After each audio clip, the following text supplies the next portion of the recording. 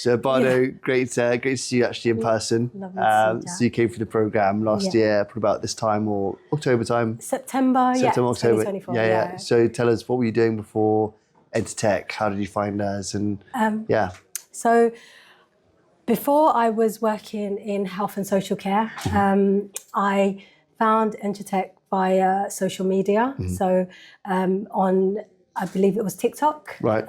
Came up on my For You page. And then I kind of just kept watching all the reels and watching all of it. I think I watched all the clips. Yeah. And then I thought, oh, this sounds really good. So then I did a bit of research online, checked the website, checked YouTube. Here we go. So the marketing team were doing well. Yeah. And then I just found it to be something that I definitely needed at that time. I thought, do you know what? It's something that I'd been thinking about for some time, making a bit of a transition in my career or moving from my current role.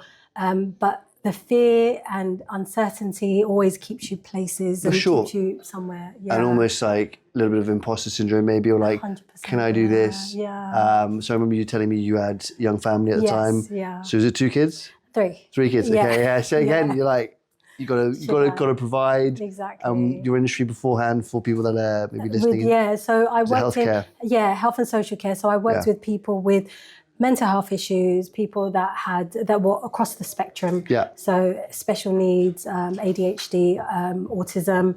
Yeah. I was very fortunate and I also worked with the elderly, so people that had Parkinson's, dementia, Alzheimer's. So it's very varied. Sure.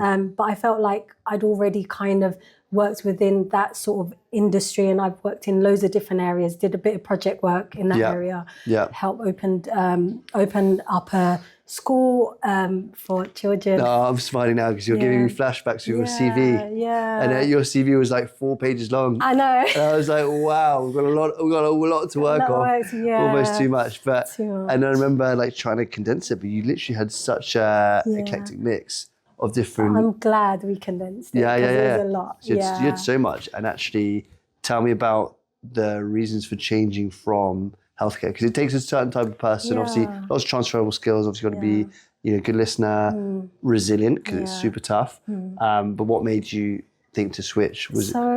I think for me it was the switch. I think I'd already kind of been considering moving and doing sort of working in tech sales, or maybe going back into recruitment or something along those lines, because I did recruitment way before, right? Way before, but it was within sort of health and social care, so it was recruiting care workers, etc. Nice. And it was really enjoyable. So I enjoyed the sort of target driven nature of it, KPIs and things like that. However, within the sector of social care, it's not very competitive, or competition is not something that you really can sort of bring. It's not a suitable environment. So I was very sort of excited to get into sort of tech industry. I think I found out obviously a lot more once I joined the course. I felt as though it's either now or never. I got to a stage where I was like, do you know what? I just have to do it. Sure. And I think having a conversation with you and then finding out a bit more. So I did the research, spoke to yourself, read the reviews and everything, and all of that stuff helps. Absolutely. So a lot of people find us and think, is it too good to be true? There's a lot of people who have courses these days, but you can't actually see the person or verify that actually it's legitimate. So I think all of that definitely helped. And I think when you highlighted obviously some of the previous people that attended the course and different backgrounds, and I thought, do you know what? Let me just do it. I've got nothing to lose. And half of it is just committing and saying, actually, why don't I try this and stick at it? And to be fair, you were really diligent. Like, we get a lot of students that come on. I'd say good part of them, maybe 80%, 70%, do all the work and they're committed. But I could tell you're really on it. Had, again, really good questions, and you got the work done. And luckily, got a role in sales and smashed it, I think.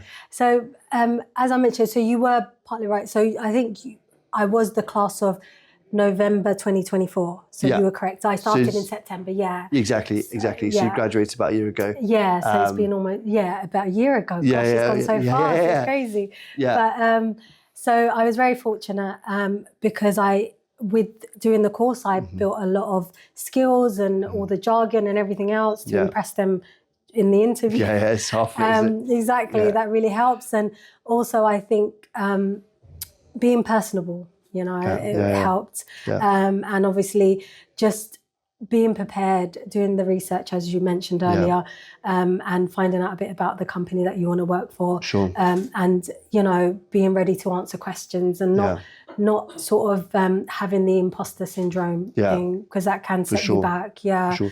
So it came at a good time. Glad I made the transition, and so far it's been awesome. Amazing. Busy and awesome. It's busy. We like to be busy. And it's quite nice as well with the cohorts because you've got other people around you. You can speak to other coaches, and you get a different flavour of individuals working in tech and sales. Yeah, exactly. Tell me about, was your role fully remote? Were you in the office? No. So when I initially applied, it did say remote. However, I was never sort of against working in the office. I thought, so I actually thought I was going for a remote role, which is what was on the actual advert.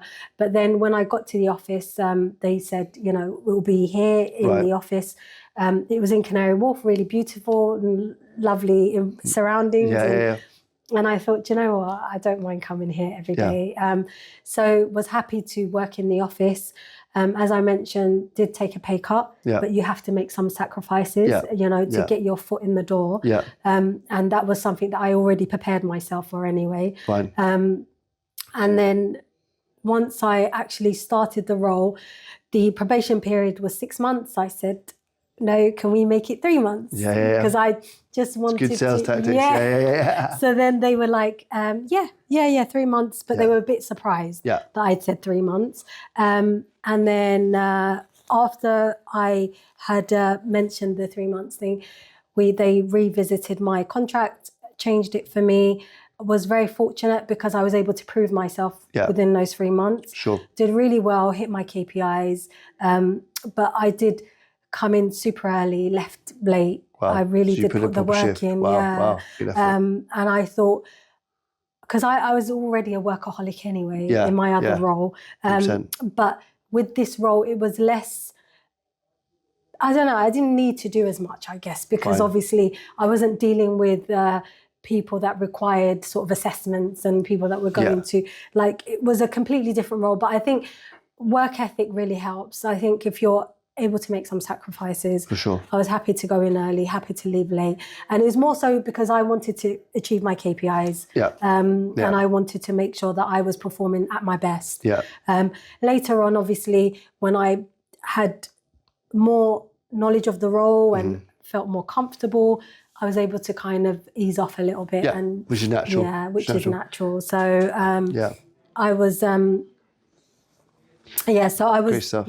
And then I'll say last thing I'd say is you were telling me about fintech. That's your next career move. Venture, so if anyone's listening to this, well, we'll speak afterwards. I'll try and link you up with people. Please, so how come, why fintech? What excites you about that? With the role that I just left, it was commercial real estate. Really enjoyed it. And I applied for loads of jobs, obviously, with your assistance as well. I think, but I was applying on my end, and I was just going through loads and loads of different jobs. And I think reading a lot more about fintech kind of made me want to get into that industry because, first of all, I'll be completely honest, lucrative. 100%. And I thought, if I can actually put the work in and I can sort of meet my KPIs or excel, then I will be bringing something anyway. And 100%. I do want a good payout. So for my retirement. Exactly. So I'm just thinking sort of long in the future. I think it would be an area that I would be definitely interested in because obviously I know that I'd be able to do the work and then the payout would be pretty decent. 100%. And the growth there, I worked in fintech, it's mad. It's very good, So